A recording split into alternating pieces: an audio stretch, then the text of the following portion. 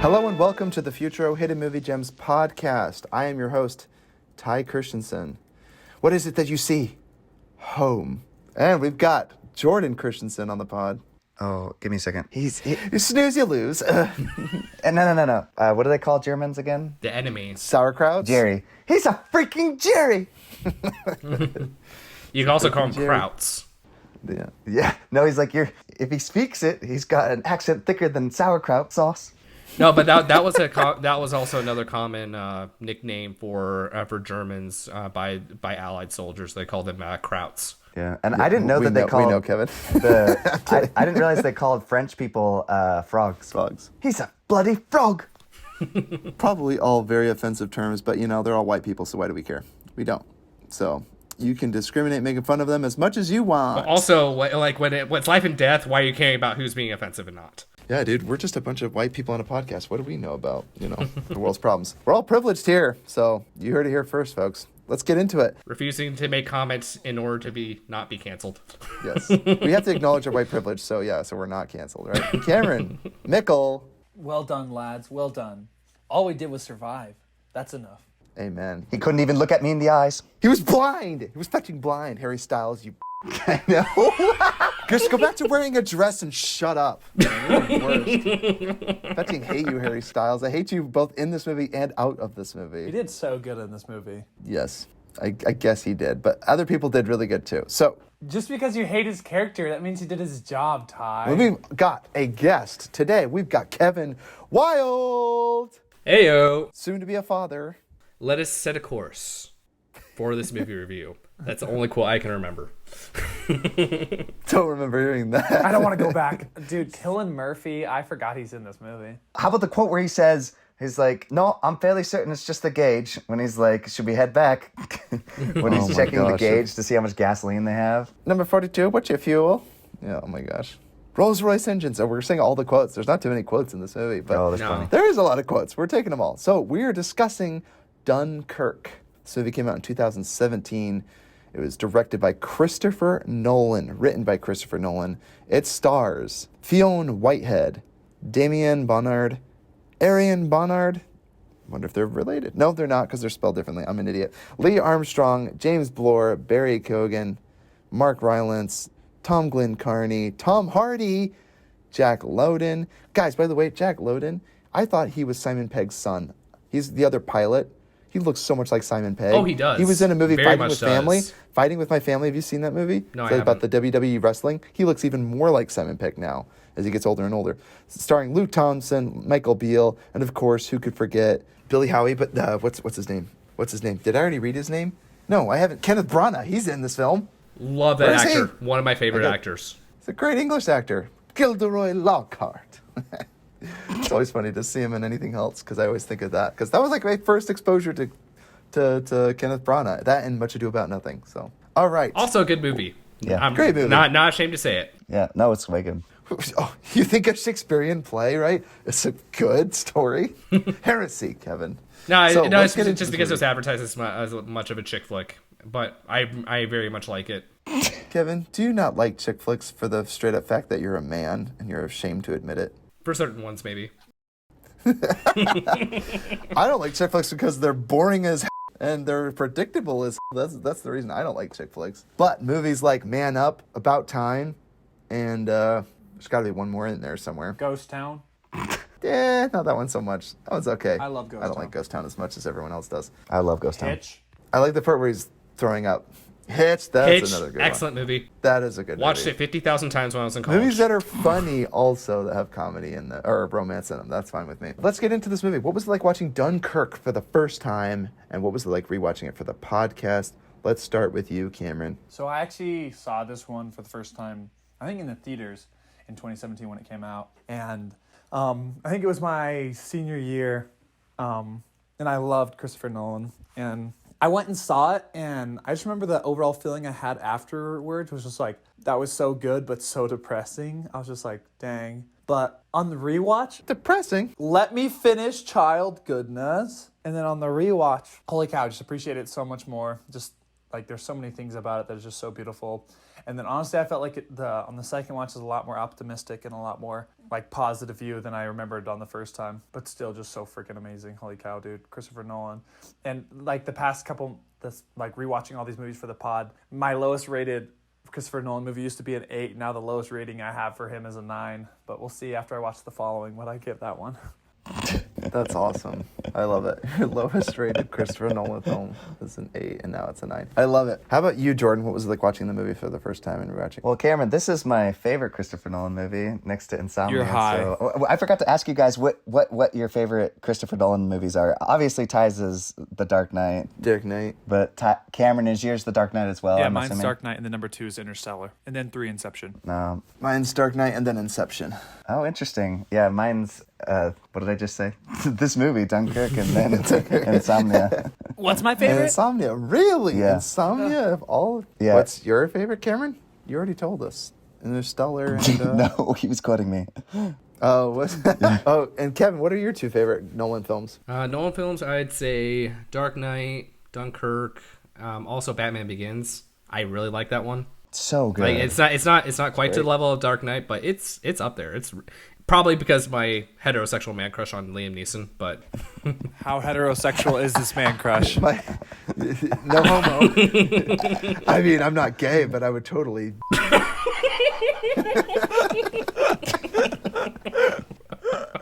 No homo, though. No homo.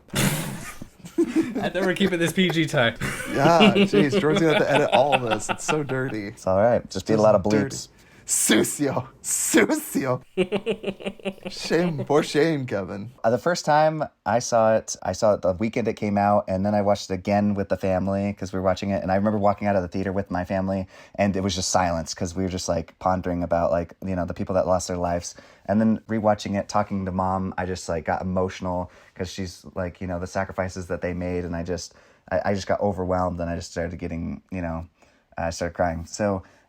But I did watch it 3 times in the theater. I love how Ty never ceases to make fun of Jordan for crying in literally every single thing. Yeah, I know. No, it's okay. I'm all right. No, with it's it. okay. Like Tyler said, our friend, he said, Jordan never cries where it's inappropriate. He cries where appropriate. That's a good thing.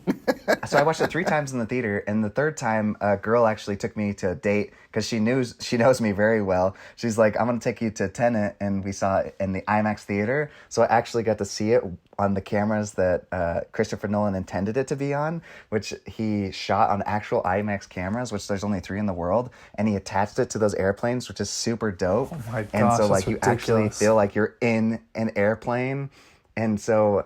The music was a tad bit too loud in the IMAX theater. I felt like my eardrums were gonna like blow out. But you're like, but it's all worth it.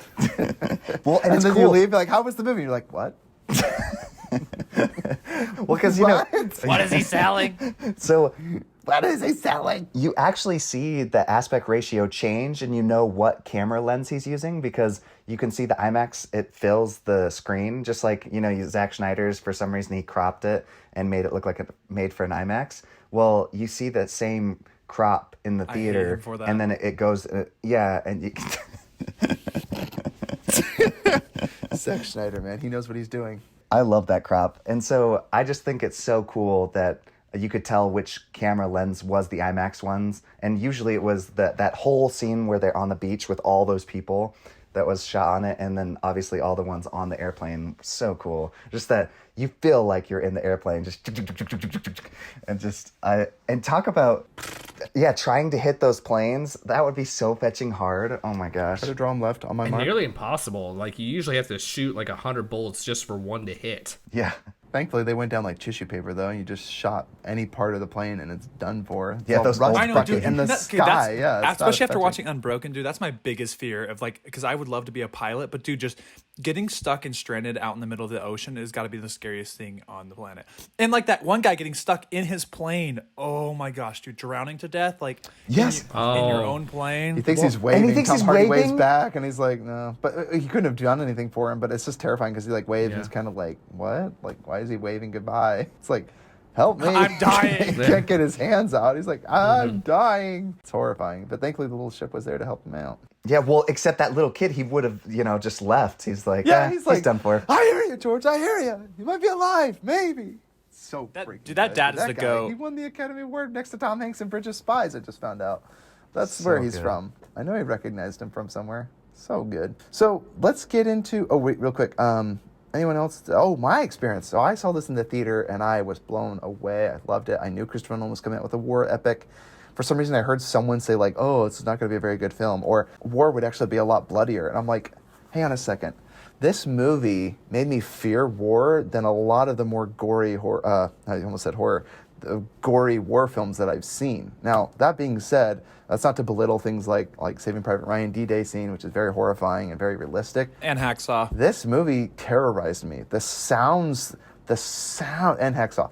The sounds that were made when the airplane drops its nose, and it's just that sound of a plane coming out of the sky, just in certain death and impending doom, and the bombs blowing up in the distance while our protagonist, Tommy, is just laying there on the ground with his head buried in the sand, and bombs are blowing up and people are flying through the air.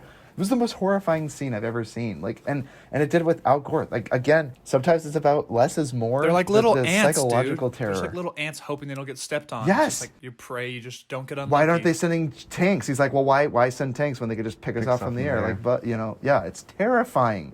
And they're all just waiting to get out of here. And they're like, home is so close. We're so close, and we're all stranded here. We're all gonna die if we can't get off this. I think that would be stupid the beach. scariest Like, way too, because it's like so not terrifying. dying in a heroic way, like per se. It's like you're just literally just a sitting duck, like a fish in a barrel, and you're just gonna die just like trying to escape. Like you're gonna die on a boat drowning when you literally thought you were safe. It's so sad. I think this movie blew me away. Watching it again, I got emotional. Jordan, I cried. Probably where it wasn't appropriate in this movie. I was a mess watching this. I cried like 3 or 4 times, and I was like, why am I crying? I know this film and everything, but it was so powerful. The performances are great. The heartbreak that is war and the senseless violence, all the deaths, the senseless deaths. It's just so good at portraying, and it's almost the smaller story of the larger World War II and everything that happens, but it's so flippin' good. Well, because Christopher Nolan is a master at taking lots of little, at creating good moral dilemmas. And this one is the perfect one to do it because there's Another noble lie, guys. Yeah, I'm starting to realize it in every single film. Is he going to be all right? Yeah, he'll be fine. After, Cillian Murphy's character gives that kid a head concussion and kills him. He dies literally later on. It's crazy. Yeah. The noble lie. It's in every single one of his films. Although, what's the noble lie from Inception? Is the noble lie that he doesn't know if he's dreaming or not? But that's like a lie that he would tell himself. It's like, you don't have to. Not everyone has a noble lie, you goofball. Every single one of Christopher Nolan's films has a noble lie. And Dark Knight has like 4 noble lies. You're trying to conjure up one from some of those others. Just saying. But that was a noble lie where he tells him, hey, it's fine. He's going to be fine. He's not. He's dead. And then he doesn't stick around to find out if he's dead or Wait, not. Kevin It's didn't so say freaking his sad. first time watching it and rewatching it. Yeah, Kevin, what was it like watching this movie, huh? Why don't you speak up? So the first time I watched it was at home. I believe. Yeah, I actually Didn't watched see it in the theater, Kevin? No, I didn't. I didn't see it in the theater. Shame. I just couldn't. I believe I was broke as heck at that time, and so I couldn't afford a pit ticket. No excuse. Excuses. Yeah, you go hungry to go see Christopher Nolan. Yeah, you go hungry to see Nolan. It'd be like, it's an honor. It's an honor, Nolan. Now, the first time I saw it was several years ago, and I actually really wanted to see it because I'm a pretty big history junkie, especially for World War II, and so that's what made this movie like really work for me. It works in almost every single way. I have one problem with it, but that's it. And so when I first watched it, like one thing that's really impressed me and also impressed me on the rewatch was just how well the unsettling ambiance was set. It's just like every moment is like I felt physically stressed in my shoulders, like because it's just there's just that unsettling unknowing. Carrying a stretcher across the beach, and not knowing where the Germans are, and actually, and from what I heard, is like that's the reason why the word Nazi is not mentioned in this film. Yes, and you don't see him. German is only mentioned once. And that you never see foot soldiers, even though you see them shooting, even though they're firing, you hear them, you see the bullets, but you never see the actual enemy. So that gives you the feelings, holy crap, they could be anywhere, and that they're closing in. It's like they're closing in, but you can't see them, but they're there. And then that combined with the score. and the cinematography is just like, it sets that really unsettling ambiance, and that that you get at least a small portion of what those soldiers must have been felt, just waiting because you're helpless, you're powerless, you can't do anything, you're just waiting to either be rescued or to die. And you feel that sinking hope and that increasing desperation. And so Nolan did an excellent and masterful job of setting that ambiance for one of the most important events that happened in World War II. It's surprising to me that this subject hadn't really been touched by any war film that I know of previously. Like, I heard it alluded to, but I'd never seen it captured on film, and Nolan did an excellent job of this. And and Hans Zimmer, dude, we got to give credit where absolutely, credit's due. absolutely. That ticking sound that they Yes. have playing it made me think time plays such an important part in Nolan films, and then that's another motif is nonlinear stories, kind of like a Tarantino film.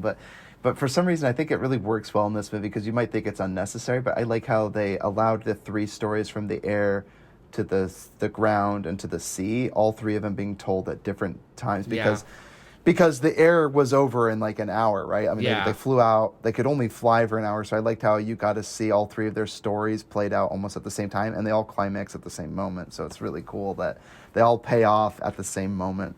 And so building that ambiance was when, and I felt it again on the rewatch. And now one thing I noticed was that on the rewatch is that you really didn't learn too much about character. This wasn't so much about the characters themselves. You don't really know anything about anyone in this film except very broad knowledge, and I believe that's by design. That it's just that you're just trying to. The focus is more about like what's happening in the meta and how people are reacting to it. And like, for example, I couldn't name, like off the top of my head, I couldn't name a single character in that movie. I could think of like the pilot and the other pilot and Harry Styles, and then read the character names. It's Tommy, who's our protagonist, French soldier, Gibson, Grenadier, irate soldier, George, Mr. Dawson, Peter, Farrier. Like, you don't know most of these names. Warrant officer, French soldier 2, French soldier 3. Like, that's their names in the cast, folks. Like, it doesn't even bother to say like, hey, I'm Tommy, I'm Jeffrey, I'm Gibson. Like you'll hear them say like, Gibson, go check. Yeah, they'll say it, but they don't introduce each other. But you think about where they were. It's not like they were making friends on that beach. They were all wanted to get the heck out of there. Like, they did not want to be there a second longer. This was not a time to sit around talking. And probably like, the less connection you had to the people, like, the better off you were. Because then, like, if you get to know a guy and you'd be less emotionally scarred when you see him blow up. Yeah, because if you become best friends with some dude and then just some bond lands on him, you're like, well, there goes like Carl, my best friend. You know, it's just like, oh, there goes another one of us. At that point too, you're just thinking like, okay, so we're not fighting anymore. Like, everyone's ready to get out of here. It's like, have you ever waited for something without your phone? You get anxiety like today, standing in a fetching line. These guys are waiting whether or not they would die with nothing to do. Like, I can't imagine what that would be like. I just want to say right now, I am so grateful for all the troops out there that served in wars past and currently. I love you, and I salute my hat to you. Every branch of military, we love you guys. And so tactically, and then also another thing that really impacts me, and as I mentioned before, I'm a bit of a history junkie, especially for World War II, is that the movie The Finest Hour and this movie came out pretty close to each other, and they both touched on the same subject, but from different angles. And I actually watched the first time I watched Dunkirk was shortly after I watched Finest Hour. And you know what movie I'm referring to, where Gary Oldman is Churchill, and does a fantastic job, by the way. Did an excellent job being Churchill. Also an excellent movie, but for different reasons. And so the significance of this evacuation is that if the troops don't get out, now militarily it would have been a very bad blow, but Britain could have technically survived. But the devastation of losing 300,000 soldiers in one fell swoop would have been too much to keep for Churchill to be in power, and Churchill probably would have been removed and put in place another prime minister that would have been more likely to try to sue for peace, for a surrender. And so this event is so important and to see the heroics, and also one thing that's part of this was the lack of. And that's one of the things where the non-linear timeline works was where Murphy's character is that you see him being a coward, but then when it goes into the non-linear, it goes back in time a little bit. It shows like him being a leader and making those decisions, knowing that he's not going to be affected by it. And so that's one part. Like, so the non-linear timeline annoys me to an extent, but also makes it work to another. Spoken from the true film critic that didn't like The Dark Knight the first time he saw it. So. I was 15! I was 13, and I was like, this is the greatest movie of all time. And the Joker didn't even scare me, so what can I say? Because you've been desensitized. That's right, dude. Says a little something about our family. I know, exactly. I'm like, hey, I relate a lot to the Joker. So, real quick, let's get into two of our favorite things. Let's start with you, Cameron. Well, I mean, the score is probably my favorite thing in this movie. Holy cow. Like, the score just puts you on edge so much. This is the ting, ting, ting, ting, ting, ting. I have a lot of the songs from that soundtrack in my music library. It's just so insane. And it just perfectly encaptures kind of like Ty was talking about, just that feeling of waiting and just like the uneasiness that came with it and the fear. And then honestly, I just think my second favorite thing is just how well they immerse you in it. Like the first like 30 seconds of the movie, just see him like running and just like everyone from his like platoon essentially, or everyone who knows who they were, just like his comrades just get like gunned down and he just like barely escapes. And it's like, that's your first exposure to this world. And you're like, man, this is so insane. Like, I can't believe people like lived through this. So it just immerses you perfectly into the universe. Love it. Jordan, how about you? Two of your favorite things. I'm a sucker for movies with like that shows like has very few words, and this movie does just that. It focuses very heavily on visuals and very heavily on the music, and those just coalesce perfectly. Cameron couldn't have said it better. Hans Zimmer might be one of my favorite composers of all time. Just Let's be real. He's the only one we know by name, right? Hey, John Williams, come on. Great. Oh, yeah, John Williams. Dude, can't forget John Williams. He's great. Yeah, he's great. He does more classic music, but this guy's kind of got more of a modern day take, and he also kind of brings in those synthesizers. I still think Christopher Nolan's better than John Williams. Did John Carpenter make music too, though? Like, I know he was the film director, but he made music too, right? Yep. Yeah, All he did the Halloween thing. That you heard in those movies, like in The Thing, dun dun dun dun, and that famous Halloween song. Yeah, he made. Yeah, all the that. Halloween. Dun, dun, dun, dun, dun, dun, dun, He even dun, helped dun. with Stranger that's all I Things. know, yeah. He even helped them kind of. Really? Yeah. Oh, I like that even more now. Yeah. So, he just kind of oversaw it. Anyways, what I'm trying to get at is just love the visuals, and there's a lot of movies that I like to play in the background, and this is a perfect movie to play in the background because you literally feel like you're in that world. Like all the sounds from the airplane, like sometimes I'll have just that sound playing really loud in my car, and so I feel like I'm flying in the airplane in my car. And just so good. Because, and they have those little things that they talk back and forth to each other, And they can't even understand them, dude. Yes, You can understand him about as much as you can understand what's your fuel? in Dark Knight Rises. Oh, yes, what's your fuel? Do you feel in charge of your aircraft? That impression. And then I just love practical effects, which, he actually had people on that beach. Like, all those kids. Those were actual people. And they didn't CGI that in. I just love that. So good. It's crazy. I remember hearing a joke from I think it was an Honest trailer at some point, where he said, Christopher Nolan's Eternal War against CGI because it must have had an ugly breakup with a CGI artist.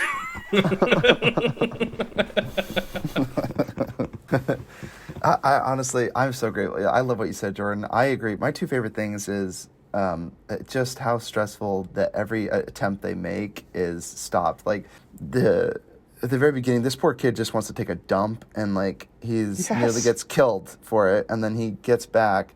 He's ready to take another dump, and then he sees someone else burying someone. He doesn't realize it later on, but it's a French soldier burying a dead What did you think he was, Ty, when you English first soldier watched rather, it? and was what did I think? I think that he might have killed some Yeah. English gentleman and took his. We don't know. It's very could have.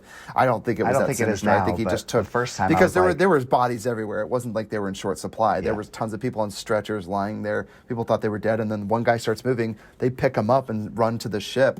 That time that ticking clock starts Yeah. playing and they're carrying him just to the ship. I was like, it seems like such a simple task, but he made it so like perilous. Like their walk there, like they get to the plank, the mole they call it, and this giant long pier that goes all the way out. It's like been bombed at. There's like giant gaping holes, and they have one plank of wood.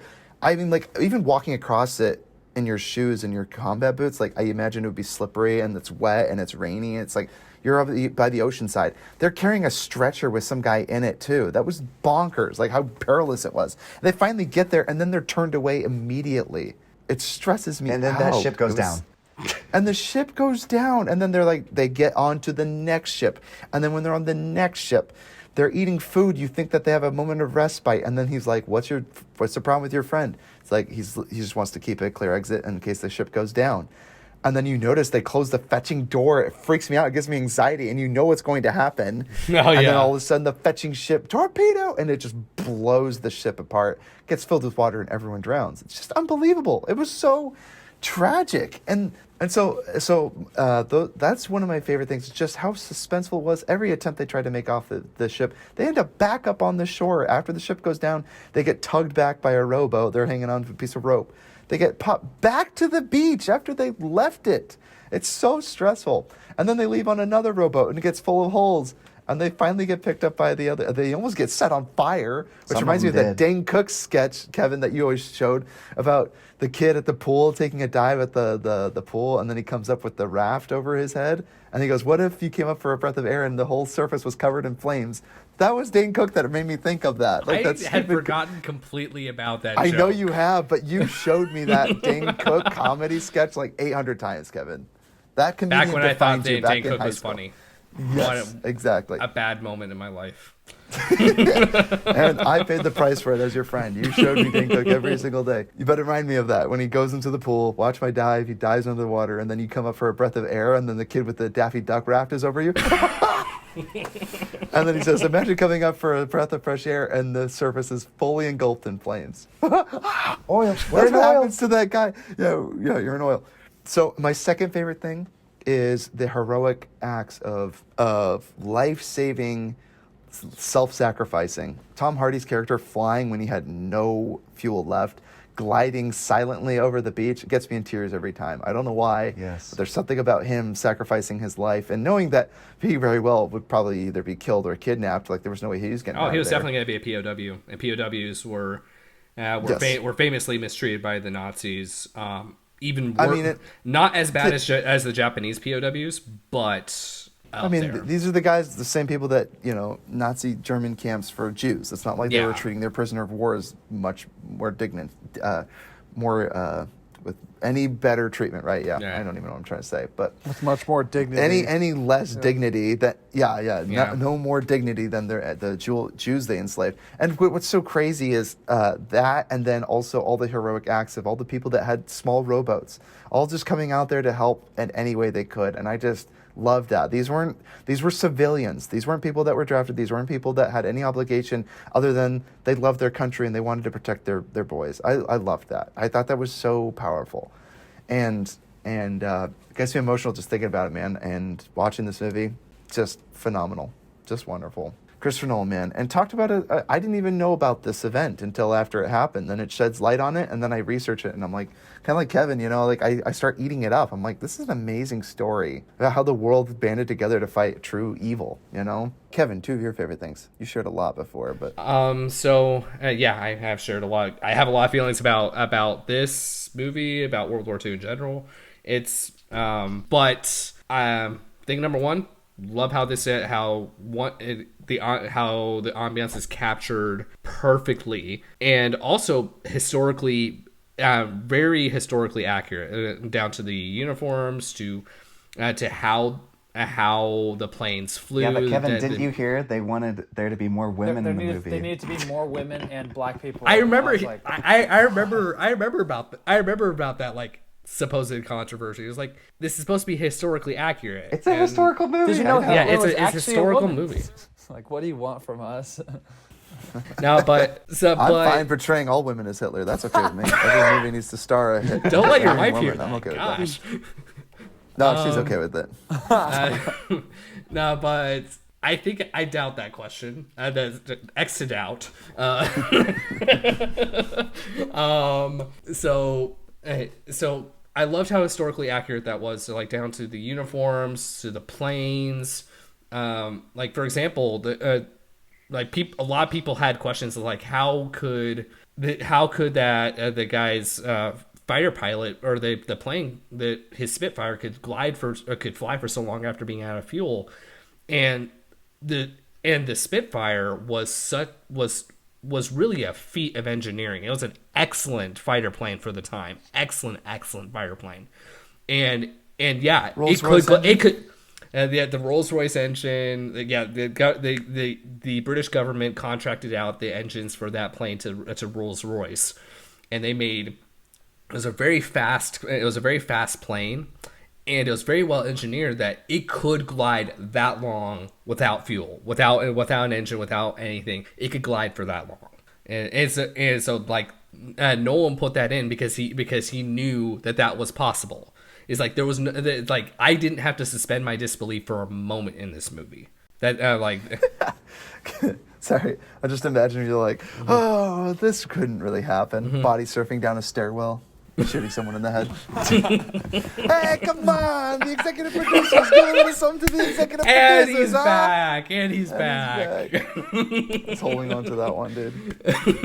Gosh dang it. I don't have to suspend my disbelief, huh? This great movie. Down this Does rabbit it have hole enough again. women, though, or enough black people, huh? Not to mention black people. Not to mention the Italians were the comically bad. Like they were evil, but also comically incompetent in World War II. But I think the second thing is because I kind of combined them both into the ambiance and historical fidelity. Those are my two favorite things. Awesome. I would say any nitpicks about this movie? Kevin, you said you had one thing that bothered you. What was that nitpick? It's because I like it and don't like it at the same time, and so it's like the time jumping. It's jarring it's jarring, but I also see why it works, and so it's like it's annoying. I agree, Kevin. The flashback. But I also took me see a why. little bit out of But I it. see why. The flashback. What flashback? So it's like for example, because you're expecting to see a movie in continuity. It's like when things happen according to the flow. Wait a of the second. movie. Are you saying Christopher Nolan subverted your expectations? The director, Christopher Nolan, subverted your expectations. Is that what you're telling me? I get again is like I feel like it works, but it's also just really like it's just physically jarring. Like, because you're following something, and then all of a sudden, like without warning, you're brought back in time, or you're flashed forward, and so like and I can see why because seeing, for example, Murphy's character, seeing him be a coward before seeing that he was actually a leader making decisions on who would live and die. It's like that was kind of a no moment because like you can see is like desperation can bring out the worst in people, and how it did, and his desperation to just live brought out the worst in him, and so like seeing that I see why it works, but also just like making those sudden time shifts was also just jarring, and so like as I said, annoying to watch, but I also see why it works. And when they first found him on the ship, that's totally a scene from an anime where he's just sitting there when they first see Cillian Murphy sitting on that little boat in the water. Mm-hmm. Yeah, that's from one of the animes, because Christopher Nolan's actually a huge fan of them. So. Oh, really? Yeah. I didn't know that. Or now, I don't know if it's Christopher Nolan or it's the people he works with, but... Yeah, someone in his team. Yeah. Yeah, I could see that. But yeah, incredible shot. One survivor sitting on the sunken ship that's going to go down any minute. Yeah. I think that's fair, Kevin, to say, like, yeah, why would... to me, it's always like... I've seen YouTube videos and essays that will put Christopher Nolan's films in correct order and Tarantino films in direct order. And I gotta say, kudos to Tarantino and Christopher Nolan because they're so much better. they're better. I'm Yes. sorry. I've watched them in order. And now, that being said, if he was a traditional filmmaker and did it chronologically, he would probably add a scene or two. But It would see, be different, what's yeah. really impressive is that he doesn't need those scenes because you're doing it all at the same time, but jumping back and forth. Now, you're right. You could say it's jarring. To me, it's like it reminds me of Tenet. He never so blatantly explained what it is like to watch a Christopher Nolan film than to say, don't try to explain it, just feel it, right? Like, she's talking about curving or retracting the bullets, you know? He's like, I was like, stop, just help me. No, I tried. see- I tried. Like, what helped me to enjoy that movie was just stop thinking about it. No, Honestly, don't think about it too hard. Like, I hate be saying fair, that. I hate saying. But to be that. fair, I've gone back and analyzed it, and it still holds up. And I know people have a few plot holes, like I've talked about Inception, just the last episode. To me, the movie holds up though because on its face, it's like one thing that really bothered me lately is people are saying that Christopher Nolan doesn't have characters in his film. What I liked what you said, Jordan. Sometimes less is more. I'm surprised at how much I care about Tommy, and I don't even know his name. And I know so little about him, but I care about this kid more than I cared about most people in other movies that I know more about. Sometimes less is more. And the kid, and sometimes the kid more who is falls less. and Like hits you his hear, head. Like I was so sad Yes. for him. I was like, oh my god, devastated for him. And I don't know like anything about this Devastated kid for except him. he like just wanted to help. Well, even the soldier wanted that to- was shot, Oh, like yeah. I felt bad for Yeah, him I felt too. bad for Harry Styles even though everyone. he was psycho, kind of like Kevin mentioned. Like he was pushed to the brink of like madness because of the situation he was in. He was like a rat trapped in a corner, and he's just like, I'll do anything to survive, even if that means losing my humanity. Yep. It's like I'll freaking kill you. I don't give a crap. Right. Well, is he the one that got cooked alive by No, the? he survived. no, that was Gibson. I don't know if that's Gibson. One second. Which one was that? That was the other terrifying guy that was with him, though. He I know. kept I felt saying- bad because I was like, I felt bad for that French soldier that drowned, Yes. dude. He drowned in the ship. He got stuck in there. That freaked me out. It was so sad. I know, 'cause you fall He's off the reaching whole for the movie. ladder. He's Yeah. so close, and he can't grab it. And he was always getting out of the ships because he didn't want him to sink. And it was the smallest ship of all, though, and it went down and it got him. Oh, my gosh. This movie's devastating. My nitpick is just how tragic it is. But again, that's so silly to say. It's based off real events. But it's like, sometimes I watch it and I'm like, a lot of these deaths seem so needless. And I guess ultimately war seems so needless at times. But then again, it's like, what do you do when the greatest force of evil is upon the face of the earth? We have to band together and fight it. I'm totally for that message. So watching just needless deaths is so sad because there is so many ripple effects that happen as a result of one man's evilness. Like, one man's evil, Hitler, caused all of this. Screw you, Hitler. I hate you. There's Ty's hot take. Cancel Hitler. What a that guy is. Holy shit. Let me bring in some historical context into this, and fair warning, this might make you hate the French, but the reason. Make it snappy, Kevin.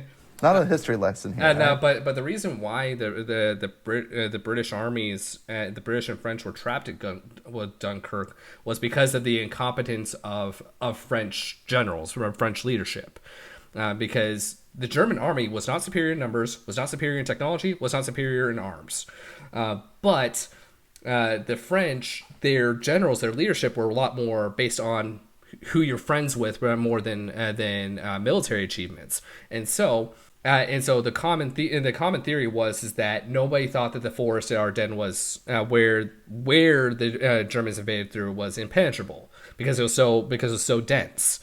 But that's actually a debunked theory. People knew that it was penetrable, but it was not easy because the French actually had forts out there to defend, but they kept it one, undermanned, and two, when the Germans invaded there, the French actually a scout plane did see them coming, did scout them out before they invaded, and they put in the report. And the French general said, "Nah, they'd be stupid to invade there," and they sent nobody to reinforce, and so they penetrated the lines almost at will, and trapped the French and British armies, leading all the way to the events at Dunkirk. You really are a World War II enthusiast. Yes, I am. Nerd! Kevin, I'm so glad we have you on the podcast. See that, folks? We really take time into who we choose to be on the pod. I love it, Kevin. Thank you for those insights, man. I love that. And it makes me appreciate the film so much more because in the end, like I said, just this chain reaction of all the events and everyone that's like, like some of the quotes like are so devastating where he's like, he's shell shocked, George. Like some men don't even come back from that. Like he may never be himself again. That broke my heart. Cause like Cillian Murphy isn't a villain, but it like he got locked into a room and he was terrified because he just went down with a ship and he was the only sole survivor sitting out in the middle of the ocean on top of the ship, on top of all those dead, drowned soldiers, like horrifying. And then he's like, okay, you guys rescue me, let's go. And he's like, we're going back to Dunkirk. He's like, why are you taking me back there? Like, people die in Dunkirk. Like, it's a war zone. This is a pleasure cruise yacht. Like, this isn't a freaking the bloody Navy.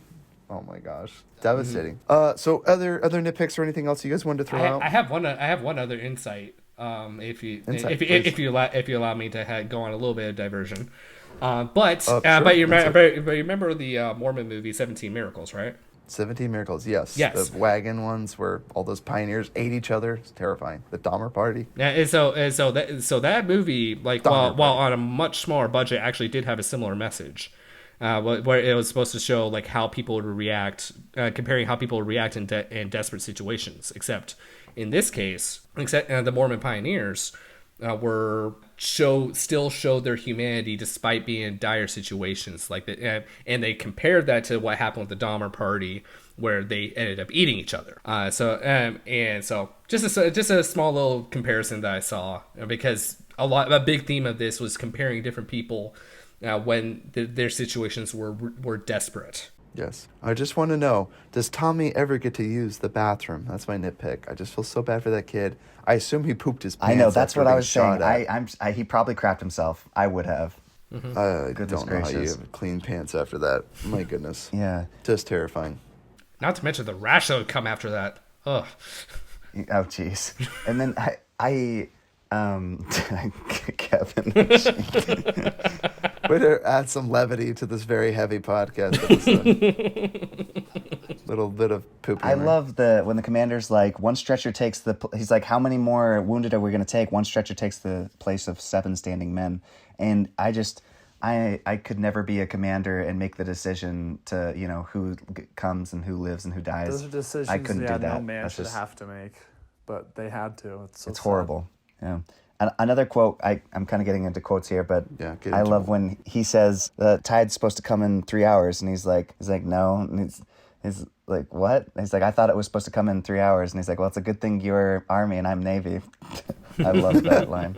The most chilling one was the Commander Bolton with Winnett, and he's just like, the tide's turning now, and he goes, how can you tell? The bodies are coming back. That was such a horrifying image. And just them standing out there waiting out in the water and pushing the dead soldiers away from them. It's just that image, again, the psychological, like, you don't need to see a lot of gore to just haunt me. The idea of a body floating near you in this body of water just freaks me out. Like, ugh. And other quotes that you guys thought of, one of my favorite ones was just when they were the pilots, when he's flying through the air, he's just like, you need to draw him left on my mark, and then he tells him now, and then he flies right in his line of vision and he nails him. It feels so good. You're just like, yeah, go England. Like, freaking love you, He's on me, I'm on him. The freaking bullets. One for the count. The bullets land, dude. Like, the sounds in this movie, I don't know how accurate they were, but holy crap, they were. Well, they were actually so good. flying in those planes. Like, those are actual planes. It's amazing. It's crazy. Amazing. It's crazy. That's one of the benefits of having a perfectionist like Nolan do a historical movie, is that it's like, he's gonna get every detail possible down to the exact thing. Like, he won't accept substitutes. Yeah, leave it up to him and David Fincher to be psychos about that. Mm-hmm. Yes. And so it was one last quote from Mr. Dawson. I just love when the shell-shocked soldier Cillian Murphy, he's like, what are you guys doing here? And he goes, men my age dictate this war. Why should we be allowed to send our children to fight it? That was another when you find out also line. that his son died in the war too. His son has already died in the war. Yes, that's something you learn at the very end. And it just adds so much to his character. And again, you don't have to hear, You don't have to have the whole story at the beginning where the father's saying, good luck at war, son, and he goes out and dies, and then you find out more. And then he's like, now I'm going to go do my part. You know so little about these men, but you learn so much valor and bravery that they had. Such a beautiful scene. Into staring death in the face. All those ships come, dude, I get so hyped. And then when he's fetching guns down that other plane, bro, I'm like, let's go, Tom Hardy. Bomber Let's go. headed to the beach. Let's freaking go, baby. So one thing that like makes this film kind of unique to me is that like when the ships show up, you think is like, okay, the climax is past and now we're going to resolve some action. Everyone's going to be rescued and everything's going to be good. But it's like, no, this movie keeps on going on. The conflict is not over. The plot is not over. The danger's not out. Yeah, to the right up to the very end, sad. where they're literally trying to get away. You have submarines shooting at them. I think the saddest part about it is how close they are to home, because then it just makes it that like almost that much more like depressing. It's because it's like it's like just far enough to where you can't swim it, but like you need a boat, but like you like so close but so far. Ugh, so hopeless. Yeah, it's just so sad. I also love when Kenneth Branagh and the Bolton guy are talking on the dock, and he goes, publicly, Churchill has told them, Raz Dessers, like arm in arm, leaving together, and he goes, and privately, he goes, we need our army back. It's just, like, again, it's like the politics of all this. Like you said, Kevin, there were bad mistakes made, and there were people that are going to pay the price down the line, and that's what is so painful about this movie. The needless deaths, like some of the soldiers that jumped out of the sinking ship, and then the boat ends up crashing into the mole, into the harbor, and it crushes those poor people that were like smushed by a ship. Like on your way, you're like, I'm home now. I'm home free, and you get crushed by that same ship, like squished. And another one where they're climbing up the rope on the side of it, and then it collides with the dock, and he breaks the guy's legs. It's like so horrifying. Like everything is a perilous. Like nothing is safe about this. Like every single attempt they make to get off of here, anything could kill you or maim you or destroy your life. It's just so stressful. So yes, this movie is stressful. Don't watch this if you're stressed, or maybe watch it when you're stressed. It'll be cathartic because you'll be like, wow, what do I have to really complain about in life? Jeez. Yes. Don't watch this if you're looking for a nice, relaxing movie experience. Because again, it's like I literally like when on rewatch, I was just touching my shoulders, like holy crap, I'm stressed because of how this was built. Also, I had the benefit / detriment of having headphones on while watching this movie, and so you could really get like the full the sound immersion, and so you're like. Yeah, surround sound. I also love at the very end, Kenneth Branagh, again, heroic man, as the ship sets off, he tells Bolton, no, you push off, I'm going to stay here at the mole, wait for the French. It's so good. So good. The sacrifices that people made. Yes. And just what a hero, heroic man. bravery. For real. I know, dude. What a hero. Selfless. And they got several thousand French soldiers out of there too. Yeah. Most of them did have to surrender and were famously mistreated. But they did get a good number out of there, even though they weren't the priority. And it sucks to have you make that priority because, like, again, these are people who fought alongside you, but it is your country and who's getting you out, and you have to give priority to your countrymen. But still, like, having that dilemma of leaving people behind, knowing what kind of fate would behold them, either death or torture. It's almost a death sentence. You're saying like, hey, I deserve to be saved more than you because it's my people saving me, and it's just like, oof, that tough decision. Yeah. Christopher Nolan, man, with the moral dilemmas. So, would you guys ultimately? Yes. Yeah, dude, he loves it. Would you guys recommend Dunkirk? Absolutely. To me, it's a hard yes. Once I think again, everyone should see this all film. his movies. I honestly think that it's films like these and stories, documentaries about World War II and what our ancestors did so we could have our freedoms today, I think is monumentally important and should be something that's never forgotten. The three you have to watch. We don't need to paint over it with a brushstroke of making it easier to swallow. This is the truth of what happens. Yeah. What's it called? Saving Private Ryan. Yeah. Absolutely. So they should be required to watch this at school. And of course, the Patriot tie.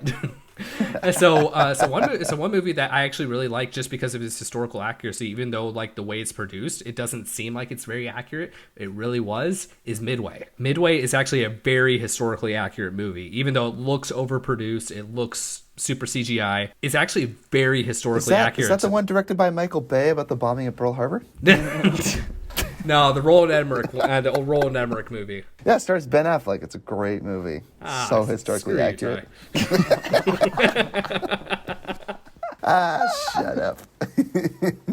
Yeah, Ben Affleck was in that one, and they fall for a girl, right? They both like the same girl. I hate you so much. No, thanks for the recommendation, Kevin. I'll check out Midway. Would you guys recommend Dunkirk? For sure. Yes. Heck yeah. Yes. Heck yeah. Yes, Kevin. Say it. Ty's like the Joker. He just wants, in Kevin's Batman, he just wants Kevin to give up his morals. Yes. Hit me, say it. Don't do Don't it. you dare, Kevin. Don't give up those morals. I want you to hit me. I want you to do it. All right, folks. Leave us a 5-star review if you're listening to this on YouTube. Leave us a comment, like us, share, subscribe, and do the notification bell because then you'll get notified every time a new video of ours comes out. Guys, stay safe. Check us out on Spotify. Right, Cameron? Sir. Check us out on Apple Podcasts, wherever you get podcasts. And please, if you're already listening to this episode, push it on your friends and family. Love to get more listeners. And Kevin, we end every episode by sharing movies that we've watched lately and movies that we're looking forward to seeing. Have you seen anything lately? I've been really busy with coding. Nerd. Nerd! I watched the beginning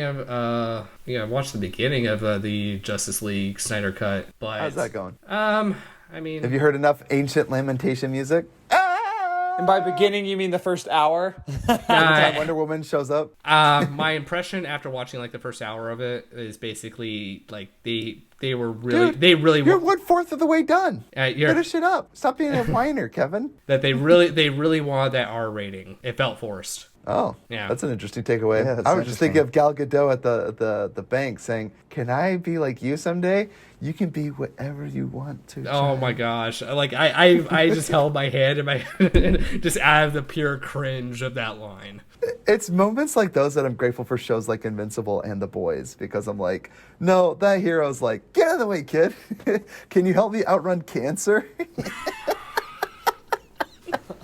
And it gives him the thumbs up. Oh, I'm so grateful for shows like The Boys and Invincible. Thumbs up. Yeah, whatever, kid. One thing I want to watch is that the Lord of the Rings extended editions are the remastered versions are on HBO Max, so I want to do that. Are you going to watch the 3 hours remaining of Schneider Cut, all 4, 8, 12 hours of Lord of the Rings, and then in 1 week of free HBO Max?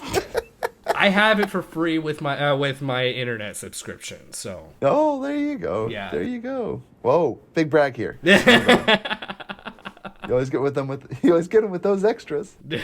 All right. Nice work, Kevin.